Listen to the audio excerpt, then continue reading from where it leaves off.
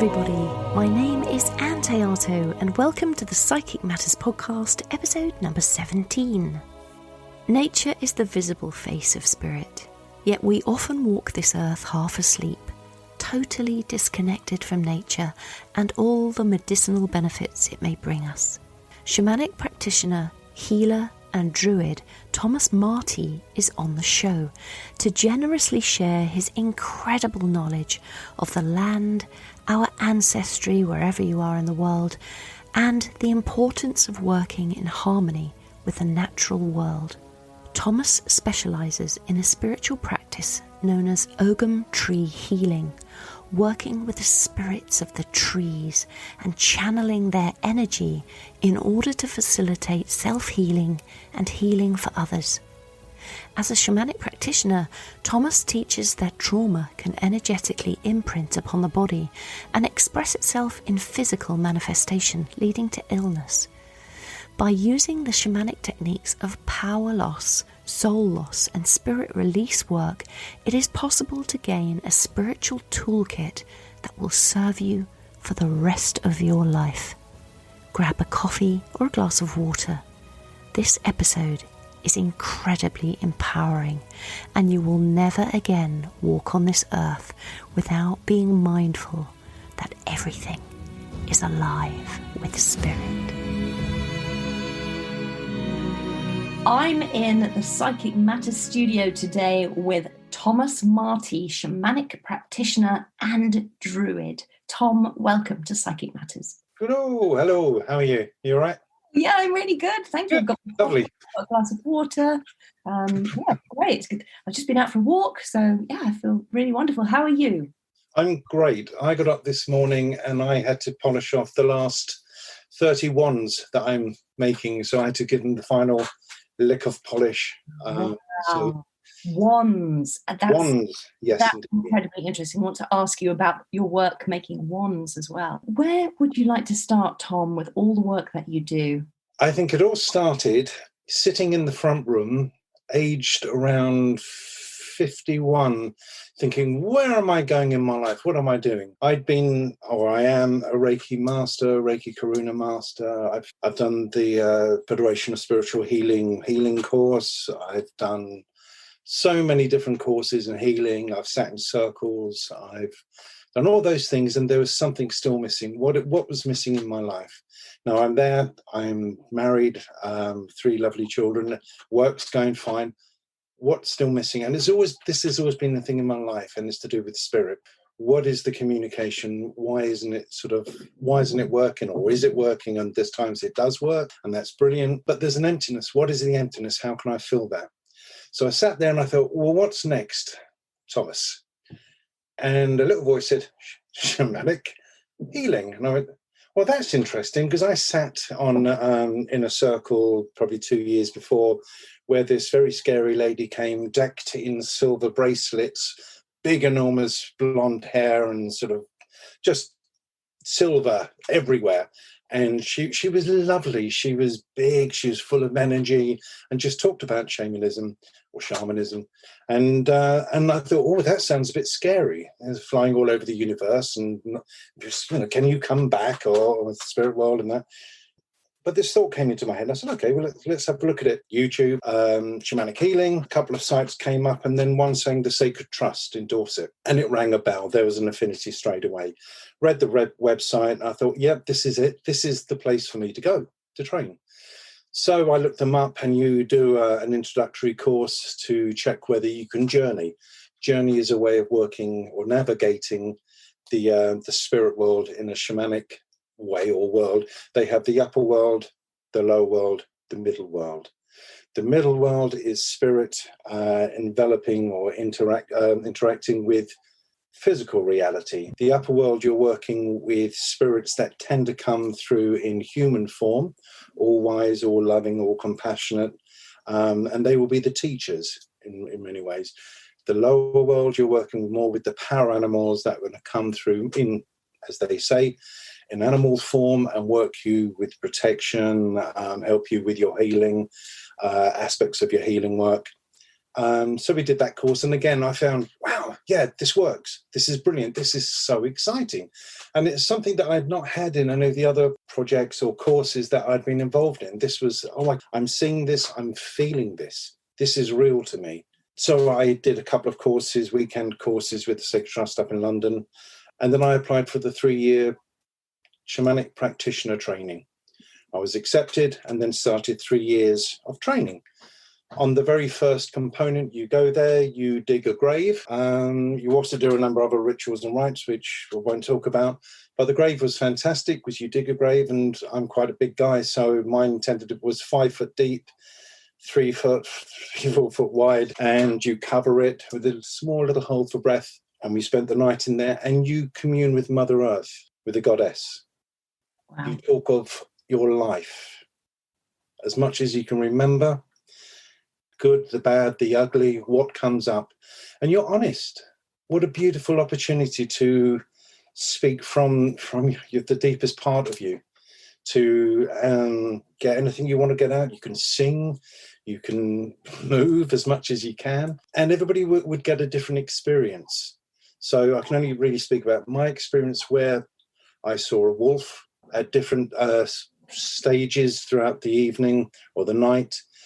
It was quite far away, then the next time it was closer, then it was closer, and then I journeyed on what is the wolf, and it was my ancestral clan.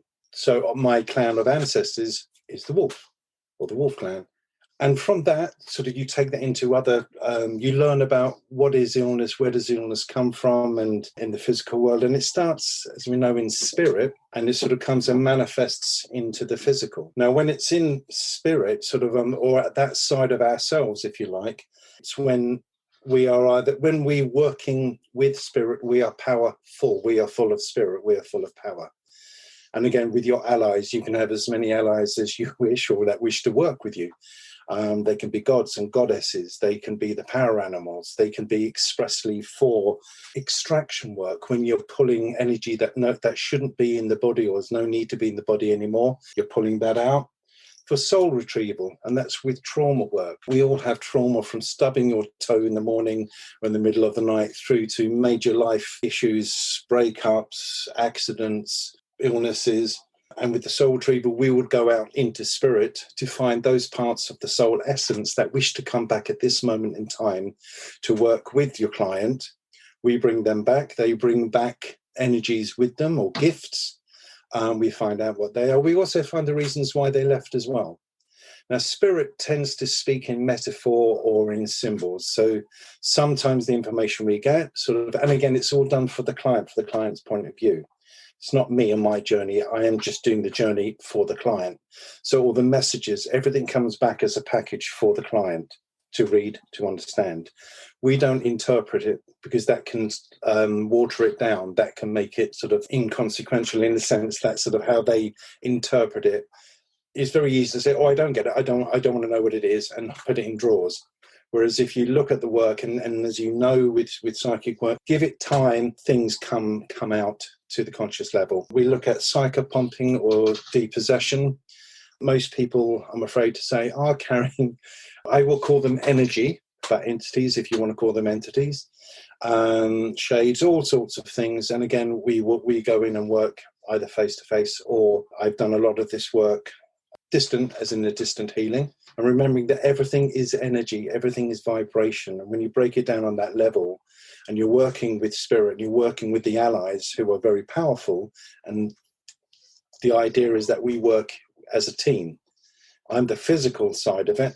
Spirit works in the spirit. So together we can work long distance with the client. We pull things out, and then put energy and healing energy in. Curse removals, things that are consistently happening in families, all the way down the line, this always happens to our family, why am I cursed? And we laughingly use that word.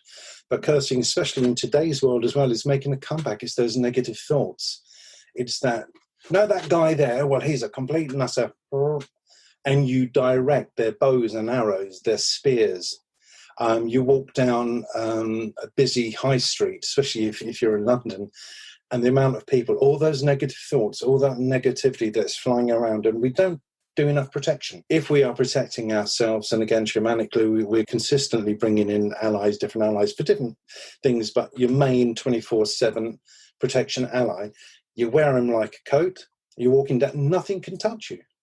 Stuff rebounds off. I've been attacked and sort of psychically, or entities trying to get in, and they bounce off. They don't get in because you are protected, and it's that strong. So we pull things out, we put things in, we do a lot of divination work, we teach people how to journey for messages for themselves. You can get direct revelation from the gods and goddesses or from spirit.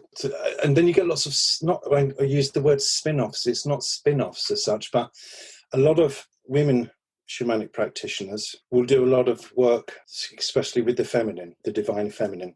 And it's really, really positive, strong work.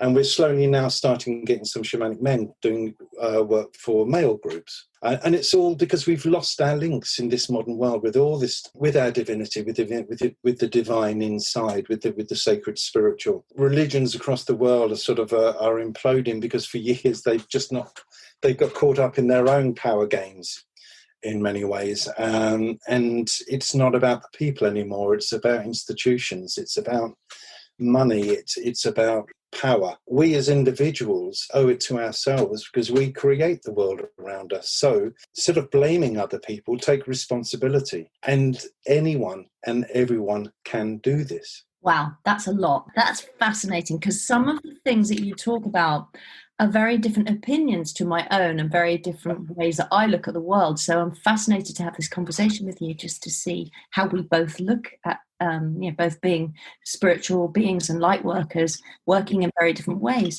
So let's go to the grave that you dug. Can I go back to that part, Tom? Because this is very interesting to me. I know that in the Toltec community, they would have what they call recapitulation, where they would build a box and they would get inside the box and have a similar experience to you, where they're going back to their childhood, they're reliving all the traumas and anything that comes, all of that sort of stuff, and they spend some time in the box to cleanse, and then they burn the box afterwards. So they burn all the hearing. So that sounded similar.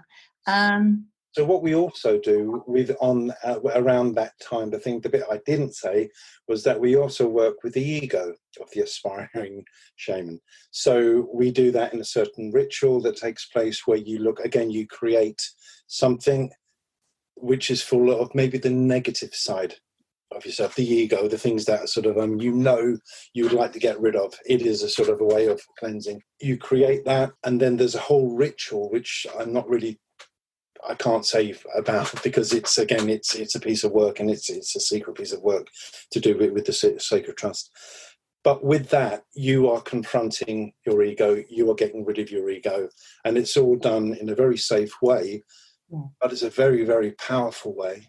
I mean, I remember sitting on the side of the hall thinking, I'm going to get called up in a minute. What can I say? And I was thinking, the very bad part of me was, or maybe the ego part of me was saying, well, you could say this, and that sounds interesting. And, sort of, because then I'm so interesting to all the other people on the course. Suddenly, Simon looked at me, and as soon as he looked at me, the energy dropped out of me. Or should I say, I was suddenly filled with this sort of, you can't run, mister. You can't hide. This is truth. And I stood up, and as I stood up, everything shifted for me. And there was this, and I had to come out, and I had to speak from my heart, and buckets of tears, truths being told, a recognition, and also words of advice saying, this isn't the whole healing, put it in with the burial later. So there is, look at the ego, work with the ego, get rid of what is not needed. But again, done in a safe, practical way. Standing there with you've cried and you've gone through this whole experience, you're stripped back, as it were. And so back to your soul self. Yeah, I think so, yeah. I mean, sort of at that stage, we're not really told what it is. You're just having that experience. But there is no hiding, and there's no thought of hiding. Once you're up on that podium, that stage, doing that work, And I would say sort of it's the same when I work as a healer, when I work as a whatever way, as a shaman or as a druid or whatever. When you power up, there's no hiding. You sort of, well, there's no falseness there. You are full of spirit power, and it's the most powerful thing I've ever experienced. Yeah, to go back to who you truly are, that's very interesting. And you also talked about the shamans believing that there is an upper, a lower, and a middle. Yeah. Their world. And that reminds me of a tribe in Africa called the Pidaha tribe, and they are the most little studied tribe in the world. And this missionary went to stay with this tribe, and he was trying to convert them to his Christian religion. And anyway, that's another story, but they very much believed in this upper world and the lower world, and that they lived between the two. So when they were asleep, they were in the other world, and when they were awake, they were in this world. It's fascinating. So there's a similarity there. When we're trained, sort of modern Western shamanic teachings come from a guy called Michael Harner, who is an American anthropologist. That word. I mean, studies tribes, groups, people, should we say. Well, he went down to South America, and he was studying with this tribe, and they kept this is in a nutshell. They kept disappearing into this cave, and you thought, what are they doing in there? So you went and had a look and realised they were having a mystical experience.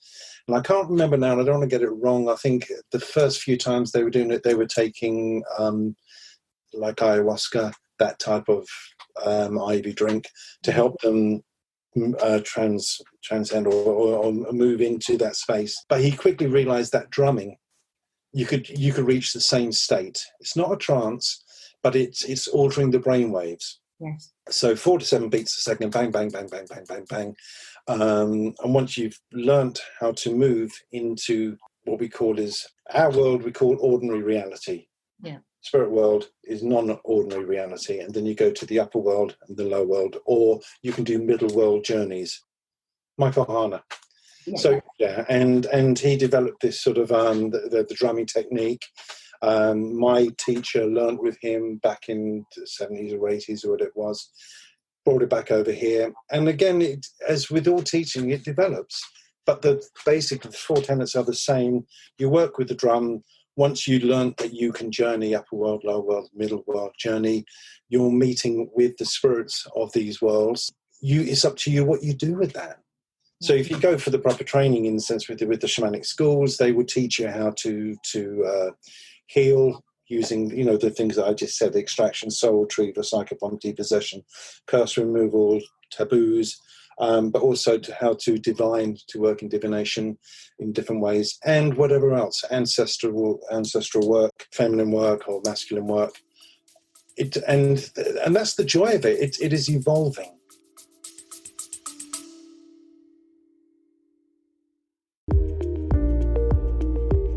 Eye-Opening Moments podcasts are real-life stories of adversity, encounters, and perspectives. They are moments that can lift your spirits, give you some food for thought, or move you. For the introspective mind that likes to reflect, discover, and find solutions or meaning in a complex life, listen to Eye-Opening Moments podcasts. Yeah, that is the joy of it. Tell me about soul retrieval then, because that interests me as well. Okay. I have done a weekend of shamanic practitioner work, maybe not shamanic practitioner, but shamanic, it was just a shamanic weekend, I think. Okay. And I found it fascinating because we went on these soul journeys. But tell me a little bit more about retrieving the soul, and why do parts of the soul leave, and where do they go?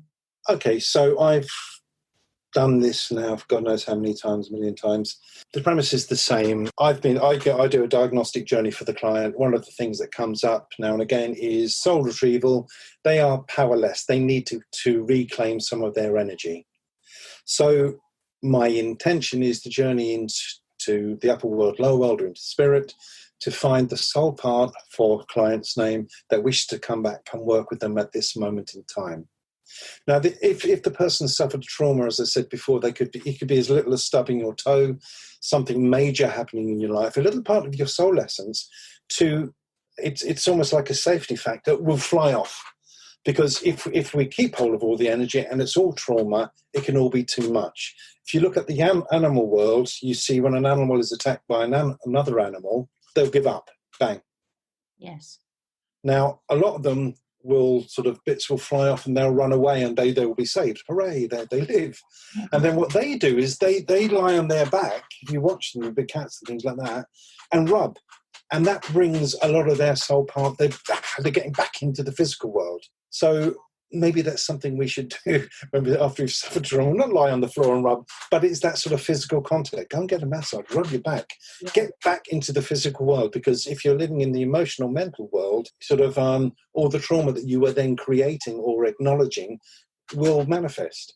Right. That's when we do sort of get emotional issues, problems, mental, that they do end up coming through into the physical body. So just backtracking, we go off. I use a rattle because it's easier. I just prefer a rattle. I'll give my intention. I visually see myself spinning wherever. Could be out in the universe. It could be anywhere behind waterfalls and water in the mud, behind a tree. Doesn't really matter, but I'm led to a place where and then I'll see that person aged whatever. So I'll say, Jeffrey, are you there? And then a face might appear out of the mud and say, yes, I'm here. I say, how old are you then, Jeffrey? And Jeffrey goes, well, I'm 3 years old and I'm really peeved off because no one's listening to me and they're not feeding me and blah, blah, blah, and it's all too much. So you can get them as young as 3 as a baby. I've even had them coming from soul parts that have come out of the womb for specific reasons, all the way through to however they are old now, however old they are now. Different soul parts, different ages. They give me the reason why they left. And I say, okay, fine. And you know that you'd like to come back because Jeffrey could really do with a hand now and wants to move on. And the soul part says, yeah, sure, fine, brilliant. What I want to bring back is, and then it will give me a strength, gift, and another positivity that it wants to bring back and give to the person. Right. So it gives that list. I then gather up in my crystal. Now we use clear crystals because they work in the upper world and lower world. So we collect the soul part up. You can do it with your hand if you haven't got one of the crystals. You come back and you blow it into the client's heart chakra and head chakra. Right. I then rattle around. I see it moving in, and that part is then delivered back to the client. So is there a benefit to parts of the soul leaving, do you think? So that later in your human life you can come back and bring a gift with you. Is there a benefit to that, do you think? They tend to come back at the right time, these parts. Yeah. So it's like a bank in one sense, that things that do fly off, bits do come back, because after a few days of trauma, you start to feel your old self again. Where you've said, I stand beside, I feel beside myself. When we start to come back, we feel ourselves becoming one again. Yeah. And that's because you probably split from the physical and your etheric, or the astral body has just shifted out, so you're just bringing it all back in line. Interesting, because I think our soul doesn't just reside here in the physical. I think we reside in the spirit world as well, and other realms. I don't feel we're all here in this human self. So I think there's so much more to the soul that we think it's just this one thing. I'd agree with you. I think the soul is truly marvellous, beautiful. It works on many different levels, dimensions. It then links up, of course, with soul group. It links up with others. And, of course, it's all part of the one great divine, which, again, how much we are trained as a shamanic practitioner. And we call ourselves shamanic practitioners rather than shamans, because the idea being that it's your community that would call you a shaman. So we, in the West, are getting trained. It'd be too egotistical of us to say, we are shamans, because, I did a 3-year course, and now I'm living this life. And my community, which, you slowly make your community with the people that you work with over the years, and they're probably not all from your area. Yes. So it's a different, and in today's world, it's very much a virtual community as well. Yeah, it is. Certainly at the moment it is. And tell me about psychopomp. What does that word mean? Psychopomp is a Greek word that means it's like a mover on of souls. Right. depossession as well, they sort of come together as one. So what we will find, or what we've found in people, will be the human entities that have sort of come back in for whatever reason. Again, if we will acknowledge that we are energy, it's that thing of an energy form finding something resonates with your energy, and they might pop in. They might like see the light around you and want a part of that. It might just feel safe. There might be a bit worse than that. It might be something that are not very nice and have just come in, and it might be something that you've picked up outside a real grungy pub, you know, and they want to come back and have a drink with you, you know. This is where my current thinking is different to yours. So, Yeah. And of course, I say that because we're always evolving and changing as we learn more and more. So I keep a very open mind about everything. But I find it difficult to accept or believe in something can be attached to me, or that there is a negative entity, because that's not within my experience. So I'm very interested to hear you talk about that. Okay, so just to move it a bit further, other things that I've ended up pulling out of people will be nature spirits. Again, sort of picked up as you're walking through nature, or through the city, or wherever. Well, a nature spirit could be anything that you can know of the Fae. And that also goes down. Some of that are the demons that people talk about. I don't know too much about that, and so talking about that side of things would be out of my experience. But I've taken a few demons out of people. When you say demon, do you mean a black thing with horns on its head, or what is your? Well, however it wants to show itself, or however I pick it up, I just pick it up as an energy. Yeah. I know, so it's an energy form that doesn't need to be in this person, shouldn't be in this person. So let's, you know, and I am told that through my guides, they do the work, we pull it out. So that's a good explanation of demon then. An energy form that doesn't need to be in the person, rather. The same as in houses or whatever. It energy is energy, and, you know, vibration is vibration. Who are we that have lived upon this earth in this modern world, you know, for 1,000, 2,000, 3,000 years?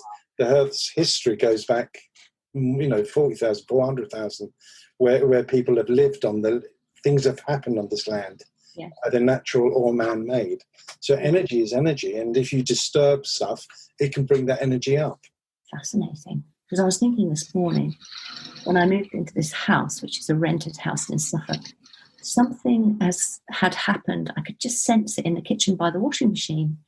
And it just felt like there'd been an argument or something in the air. And every time I stood there, I felt, oh, something's gone on here. Yeah. So that's within a physical space, and you're talking about within the human space. So how would you take something, if you're just going for a walk in the woods, how do you make sure you don't take anything home with you? I would say, again, it's intention protection. And again, if you sort of if you're working with your heart, if you're sort of like, if you're walking around in a loving, beautiful sort of way, you're going to be protected. Yes. What are these things of these energetic forms, and why would they attach themselves to a passing human being? Sometimes it's just have a bit of fun.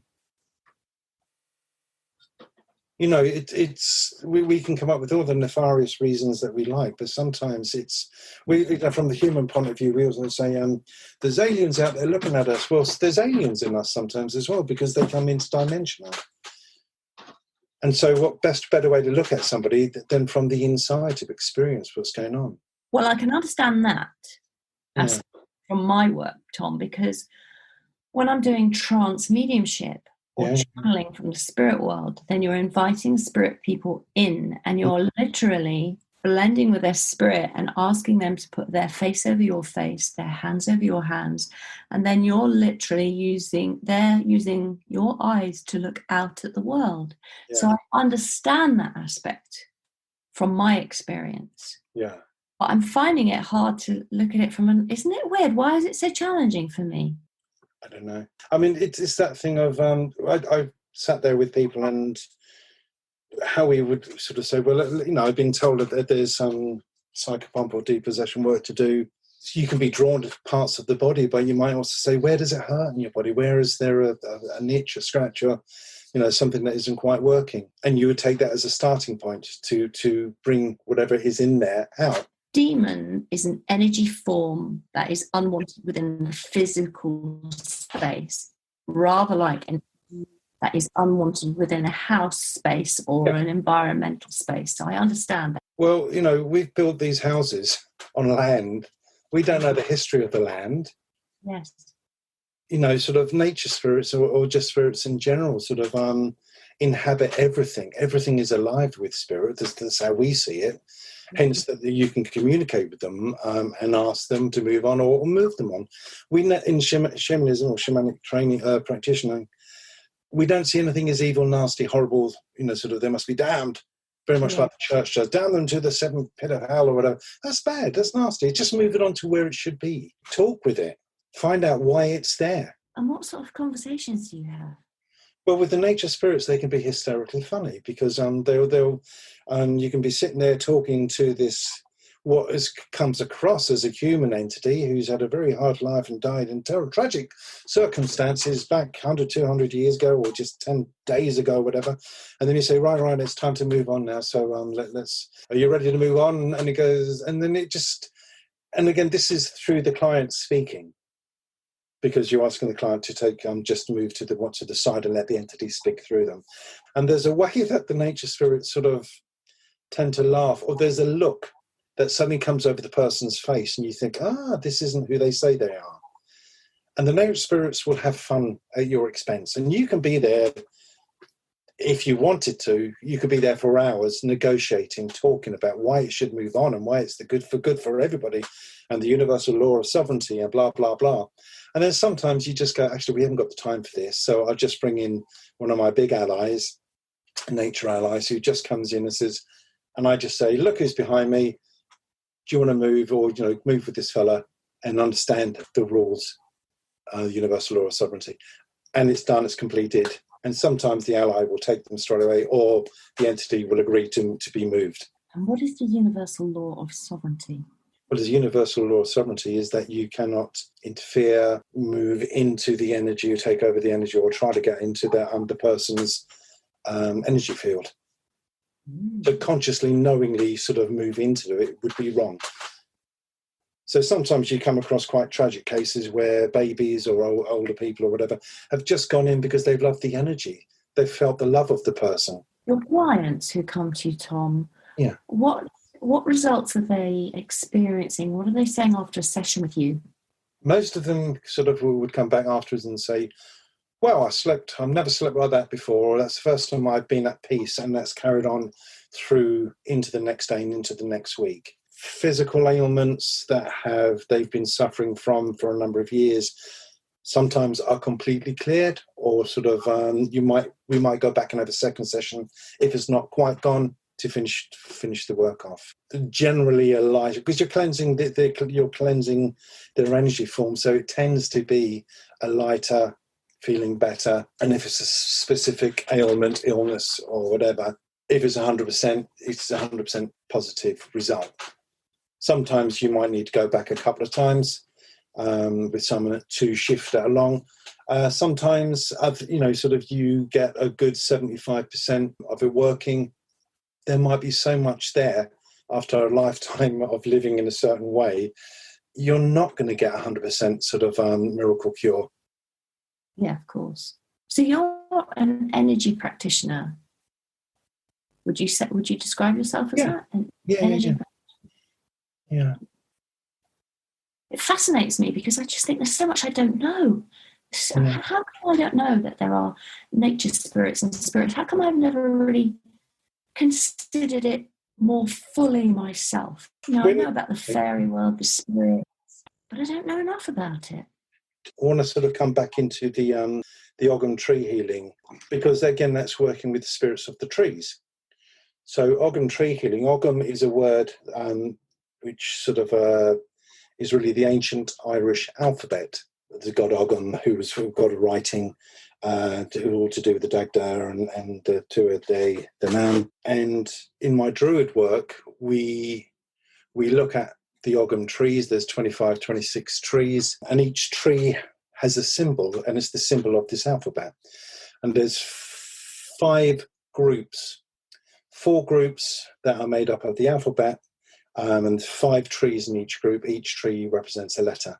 The 5th group is the sounds, if you like, the A, E, I, O, U, which came in from the Greek alphabet, mid-14th century. So there are 5 groups of roughly 5 trees. Originally used, or should we say for the last 50 years, has been used for divination. So people would work with Ogam cards, and you can do readings for people.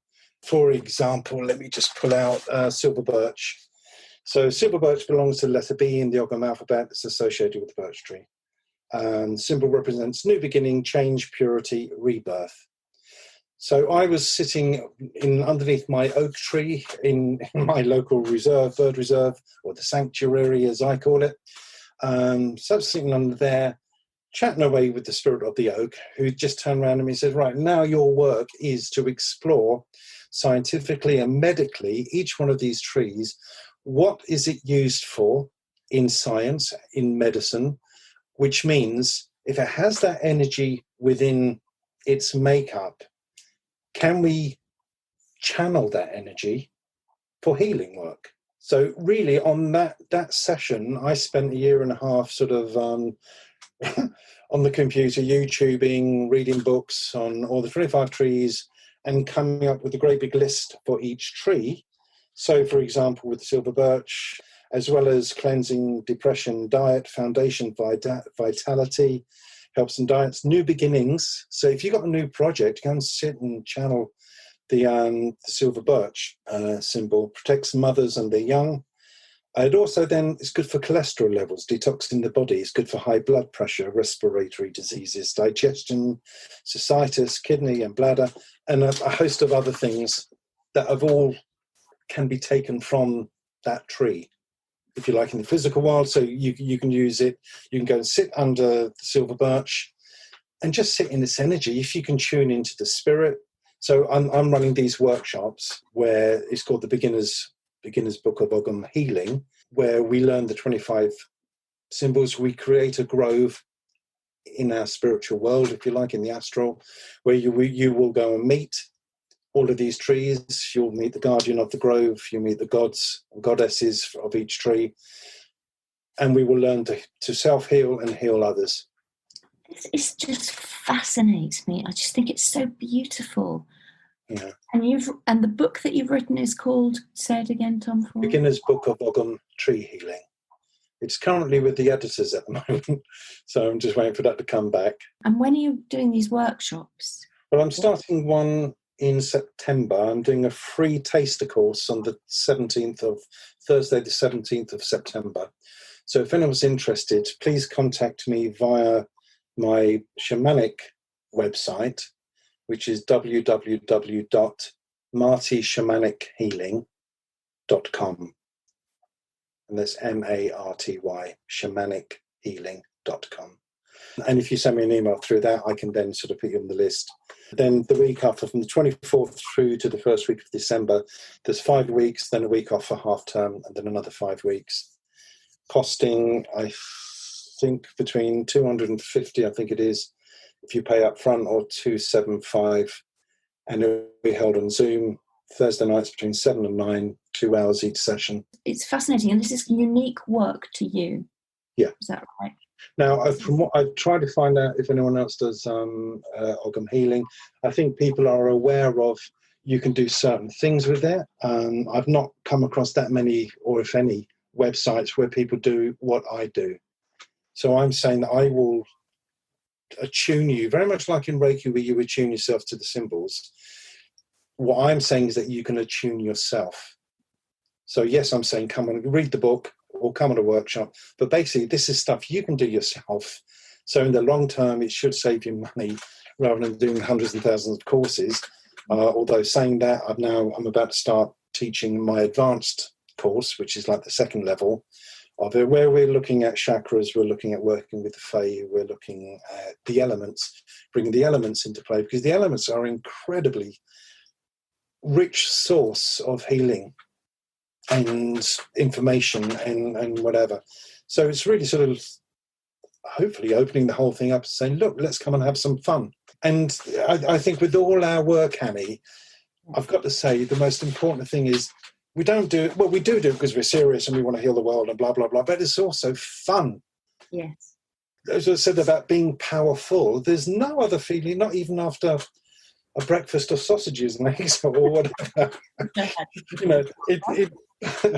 Sorry. It's that thing of, you can't buy this. This is real, it's natural. Yes. And anyone and everyone can do it, and we can feel it to different degrees. I mean, I worked my first workshop of ladies and one man, and the results they're getting, and I'm thinking, I can't do that. But then sort of, why should people only do what I can do?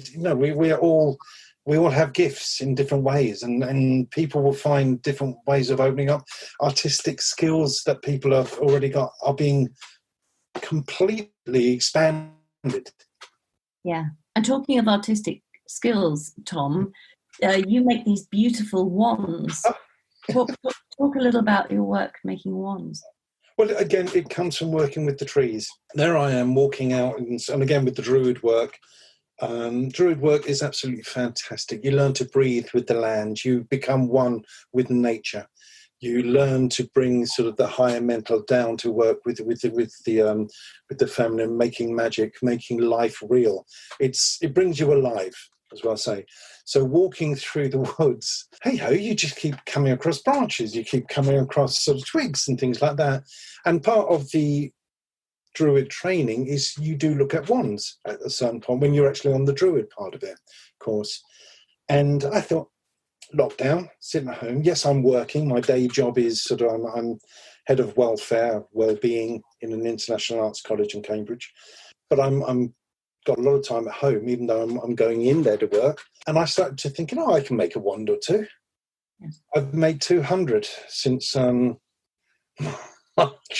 I am one of these people that sort of when I start something, that's it. It's madness. But this is the freedom of what the Druid work, of the shamanic work, of working with spirit. I've had 2 other books of fantasy stories. One's called The Way of the World, and another one is A Little of What You Fancy. They're out there on Amazon and Lulu. And again, they're sort of spiritual stories or humorous stories, should we say. Short stories, they're fine. I've got, as I said, the Ogam book that's been written. There's a number of novels that are in process that are being written. So it's a non-stop love of life that you sort of think, well, who am I? What am I? This is who I am. Now let's explore it. Let's really sort of do it. And you don't do it for other people. You don't do it for monetary value. You do it because you can do it, or you want to try to do it. Yes. William Blake, sort of brilliant artist, man, never famous in his lifetime. Just said, I do it for me and I do it for God. What better? Now nowadays we say the divine rather than just make it a male sort of thing. But it is that thing of, well, yeah, you do it because you can. Have fun. It doesn't matter how much or how little. You can do it. That's where you find, well, that's where I find the most satisfaction in life, when it's just you, the divine. Yeah. And I go for walks all the time as much as I can, trying to lose weight. This just doesn't work. It's back to the sausages again. but it's whatever's on your mind. If you're trying to process something, go for a walk in nature, walk on grass, walk. And if you haven't got that, walk the streets. Or if you've got a plant, talk to the plant. There's reasons why all these things have been said and that. And I remember the first time a crystal talked to me back when I was in my 20s, and I had a little sort of quartz crystal. That's the one I'm talking about. Sitting beside the bed. And as I turned the light off, went down, I heard a little voice go, "Night, Tom." And I went, "You what?" I thought it was the cat, and it wasn't the cat. It was just the quartz crystal. And, and since then I work with crystals. I work with bark, sort of use anything I can. I found a stone came to me in the back garden literally a week ago to represent the divine feminine. When I look at it, there's a hole in the middle with the womb, and there's a distorted face at the top. Real shamanic art piece of art, if you like. And I did magic with it last night. These things just come, you use them. Yes. Fantastic. Always, before you take anything, so like with branch stuff, if it's on the floor, they're yours. If you're going to take anything from the tree, ask the tree. Don't take anything living, take anything, only stuff that is dead. What's his name? Stuart, who does written loads of book on the Fae and on nature and that. And he puts it beautifully. He says, how would you like someone to come along and break off your finger because your finger looks nice and they could do something with it? Don't. And I've got some flints for you that I can. Yes, you do. Yeah, and I look forward to so that you can make your wands, because you made me that beautiful oak one with a symbol, the Ogam symbol for oak. Alder. Was it an alder? No, Alder. it was. You gave me two. One for my daughter Jacoa, and that was the alder, and then the oak one was for. Right. Oh, oak's beautiful. Oh, it's a stunning wand. Are you selling the 200 that you have? People might. So what people are doing, they're saying, I give them a list of the silver birch, rowan, alder, ash, willow, hawthorn. Oh, hawthorn's lovely. Hawthorn, oak, holly, hazel, apple, ivy, beech, and aspen. They're the ones that I've got so far. Just drop me a line as get through an email. If you want them, I'll take pictures of what I've got. You tell me. And there's 3 price range, 25, 20 or £15. And then you'd have to pay package and posting. What I do with them is I empower them. So I empower them with the elements. I empower them with the Ogam symbol. I also empower them with the energies of that tree in the Ogam work, magic work. Also the god of Ogam work. I empower that in. So it is a real sort of powerful wand. And ready to go. And last thing, I talk with the spirit of the wand and it gives a message of what specific work it wants to work with the person. So out of all the list of the things that's like oak, security, protection, opening the door to expand your spirituality or your knowledge or your experience and a number of other things, it might just say, this one is to help you in your learning of your spiritual development. So when you're sitting down and you want to meditate, you want to explore an idea or a theme, or read it, open up your circle, sit there with your wand and use it. Sit there with it. Get to know it, feel the vibration of it. I mean, they can dance in your hand. That's how powerful they can be. And again, it's just get to know them, get to know the spirit. It's alive. I wonder, Tom, could you tell us about your work as a druid? Because I don't know. I mean, you've touched on it there with the wands and that beautiful power, the energy of the wand and stuff. But I don't think I've ever met a druid. And I've known you for years and years and years. But I've never met a real life druid before. Tell us about that, because I see them as being these sort of people you read about in books or look at in film, but I don't really know what they do. You prod them with sticks and laugh at them. No, you don't. Listen, my experience of the shamanic work gave me the icing on the cake of life and experience. Once I started working within OBOD, and I thoroughly recommend it, OBOD, and that's the order of bards, overts, and druids. So the first section, if you like, is the bard work, your creativity. It will inspire you in whatever work and in whatever form and even if you don't think that you are creative, you will suddenly become creative in so many ways. Druid is full of folklore, okay, and folk stories, and it's our history, and it's the history of Druidry, it's the history of practice. So it was handed down by word of mouth. That's why there's no records of anything. No, all the farty old scientists who say Druids killed people and blah blah blah. They haven't a clue. Druids went round. They had the year of the kings, the queens. They were philosophers. They were scientists. They were the counselors. They worked with the people, the healers, the divination. They taught whatever needed to be taught. They were that class of people, and there were many types of druids, hence the bards, overts, and druids. So the bards were the beginners, and they were very much like the minstrels in some sense, that they would recount big poems, stories, or whatever through the lyre and the harp, singing. these epic tales, or sometimes very short ones, and they would have to learn hundreds and hundreds and hundreds of them to go up within the bards. There was a scale of bard in those days. Or this is from information we have, because you have to look at the Irish. We go to Ireland for so much of this information because it was written down. They have records of it. Wales do to a little degree, and Scotland maybe even smaller, but nothing exists in England because the Romans just came and wiped everything out, and most of Wales and that. So you will find out, you will learn about the elements, you will learn about sort of just creating your own groves, creating, sort of an access to the spirit world. The overt section, the middle section, is the healing section. And again, you're learning about astrology, the great astrologers, the Druids. It's not my cup of tea, but I sort of got totally involved. And that's how I got involved in the Ogam thing. Because on that section, that's where we started to learn about it. And again, I can't say too much because these are classes set within an organisation, and they keep them secret for a reason. But I would say, if you want to live with the land and the land energy, with life energy, with spirit energy, you cannot do any harm by looking at become a Druid. And then when you move over into the Druid, it's much more philosophic. And again, all the way through this, you're encouraged to work with organisations out there in the world that are doing good for the planet, for the animals, for the forests, for the seas, for the whatever.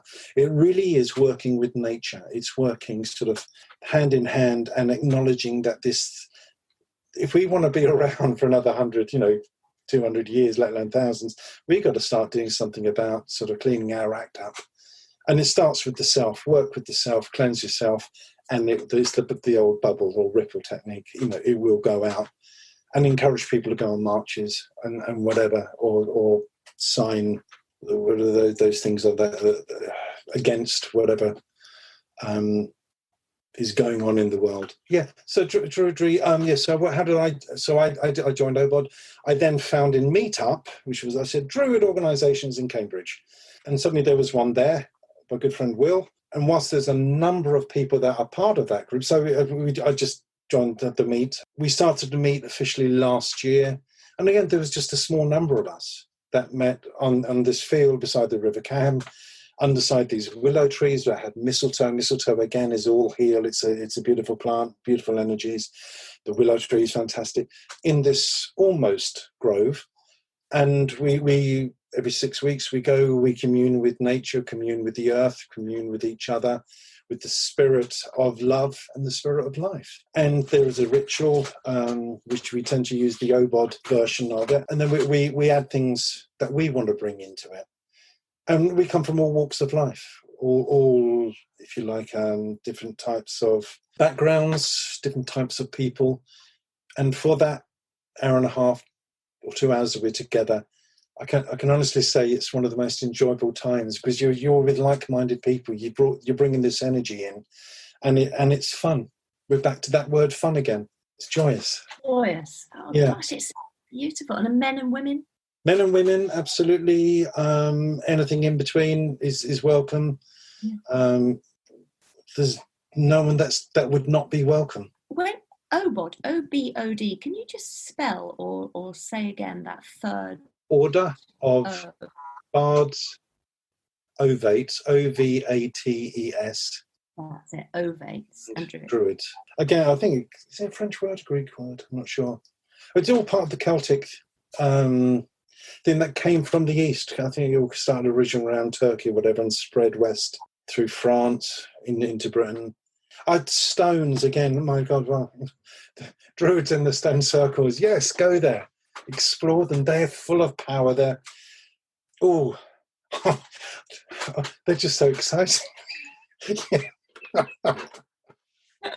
And you might be that weird person like I was in Cornwall. I've got my wife who's not really into this, but she drove me to this in the middle of nowhere, and I had to sort of go across this complete wasteland of nature and farmland and locate these stones. And in the distance, I could see someone else walking, but on the other side of the stone. So I thought, are they coming? Is he coming?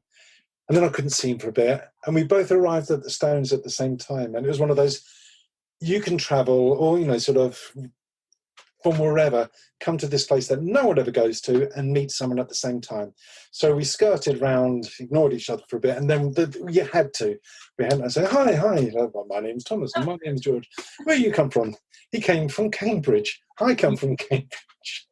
He was there to research a novel, and I was there to do my Druid thing. And so we had a nice little chat, and then sort of time slips when, these places are time, you're working with spirit, time just flies. So going forward in your work then, so you've got your book that's with the editors. Yeah, at the moment, if you go to my Shamanic website, there isn't any information on the Ogam. I'm due to meet with the person that's going to do my website. If you're interested in doing the workshops starting in September on the Ogam Tree Healing, just on my website, you can contact me through that email, and I will get back to you and set up sort of on my normal email address. Perfect. And just once again, Tom, your website is? www.martyshamanichealing.com. Tom, I wish you all the very best with getting that your book of Ogam Healing into print. It sounds like it's going to be such a resource for people for a start off. And secondly, your course on the trees sounds fantastic. So I really wish you the very, very best with that. And I'm sure you'll get lots of interest as well. And good luck with everything that you're up to. You've really given me a lot of food for thought here about, I take a daily walk here when I stay down here in Suffolk with the dog. And I'm going to be taking that daily walk in a completely different way now, where I'm paying attention to the environment around me. Yeah. Thank you for this opportunity. Cheers, Annie. We'll speak soon. Well, that was Thomas Marty, shamanic practitioner, healer and druid, and a very good friend. I've known Thomas over 30 years now, and I can honestly say he is one of the most powerful healers I have ever known. Do consider taking his incredible workshop on the Ogam Tree Healing or think about booking yourself in with Thomas for a healing session. You won't regret it. All links and resources for this episode can be picked up in the show notes, which are available on my website, www.annthéato.com. That's ANNTHEATO. Thank you, all of you, for listening to Psychic Matters. We have just passed the 5,000 downloads mark, which is an incredible achievement and one of which I'm very proud of. And it's only thanks to you, the listeners across the world. Thank you so much. So very, very much thank you for your listening ears. If you are one of the 5,000 people enjoying these podcasts, please do consider going to Apple Podcasts and leaving an honest review, because it really helps with algorithms and moving the podcast up the charts. And thank you so much to all of those who have left a review so far. I've had some incredible reviews, and I really, really can't thank you enough for those. They mean the world to me, and they always really uplift my spirits every time I read them. So do please keep them coming. If you're lonely over the next 2 weeks, head on over to the Psychic Matters group Facebook page and say hello. There is no need any longer for us psychics and light workers to feel alone or misunderstood in the world. There is a wonderful, warm community waiting to welcome you. My next podcast is out in 2 weeks' time, and I have some amazing guests lined up. Oh, yes, I do. Amazing people. And I cannot wait to interview them. I've got 2 interviews lined up this coming week, and I can't wait to interview them and bring them to your door. Until next time, my name is Ann Théato, and thank you for listening to Psychic Matters.